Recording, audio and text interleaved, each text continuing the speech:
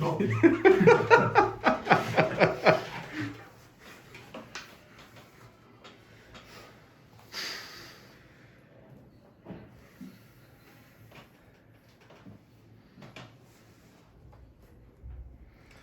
L'amour est enfant de bohème qui... Oh, j'ai même pas le rythme.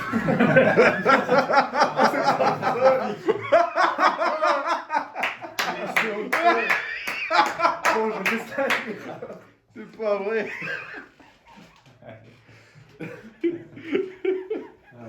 Je la dis pas, mais vous la connaissez, mais c'est L'amour est enfant de bohème qui n'a jamais connu la loi. Malheureusement, j'ai pas le nom de la peau. C'est bien pour ça. Donc, c'est par cette phrase que je vous introduis à ma chronique et par la même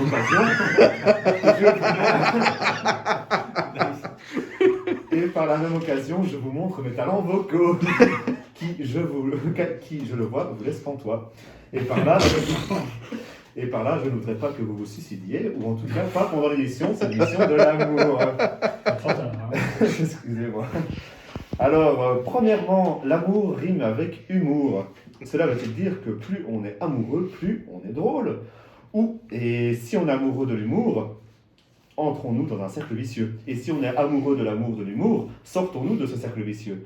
Et si on n'est plus amoureux, devenons-nous sans humour? Du coup, je me demande, y a-t-il des gens amoureux dans cette pièce? Car je veux bien que ce soit une émission d'humour sur le papier, mais je suis toujours à la recherche d'une franche rigolade, sauf lors des chroniques de mon cher co-animateur Aurélien, mon amour.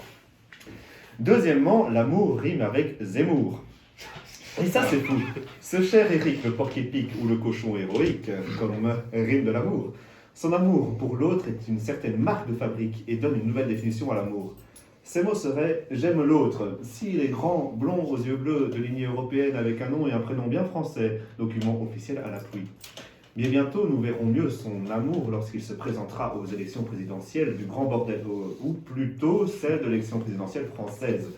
Il y a plus de chances d'y être élu. Non pas que j'écrase toute concurrence, mais que les électeurs du grand bordel ne se soumettront pas à un camembert de droite. Je croyais qu'on l'avait déjà fait. Oh Non. Je pense que t'as peur pour ta place. Non, pas du tout. Je pense que t'es une petite mobilité que t'as pas les fois, Marty. Marty!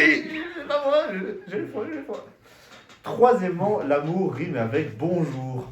N'est-ce pas un bonjour lorsqu'on est amoureux? On se lève, on pense à lui ou à elle, on est content. La journée se passe et un rien nous fait penser à cette personne. Une situation, un sourire, un rire, un lampadaire, une flaque, un camembert, une bière, un bonnet ou encore la réponse D. Tandis que l'ennui rime avec mauvaise nuit, qui est le contraire de bonjour. Donc l'ennui est le contraire de l'amour. Mais la question se pose, l'enjour est-il le contraire de l'ennui? Dans ce cas, l'amour serait-il égal à l'enjour? Et c'est normal vu que ça rime. La boucle est tondue et les hippopotames seront bien gardés. Quatrièmement, l'amour rime avec détour. En effet, un tour ne suffit pas en amour. Il faut voir, explorer, découvrir, et tout cela permet de se connaître, de reconnaître et de pré-reconnaître quand on ne l'a pas encore vraiment connu. Il y a le détour de l'amour charnel, où tout ce qu'on ressent se transmet physiquement, si tu vois ce que je veux dire. Il y a le détour par l'amour platonique, où tu communiques avec l'esprit de la personne, mais rien ne sert de l'avoir pour ressentir cet amour. Il y a le détour de l'amour par la E42, quand tu veux traverser la Wallonie de Tournai à Liège, tel Rose le ferait pour Jack. Il y a encore le détour de Rhin, quand on aime trop fort. Et pour finir, le détournement de mineur, quand on aime les camionnettes blanches et les moustaches à la Franco et des bonbons Napoléon.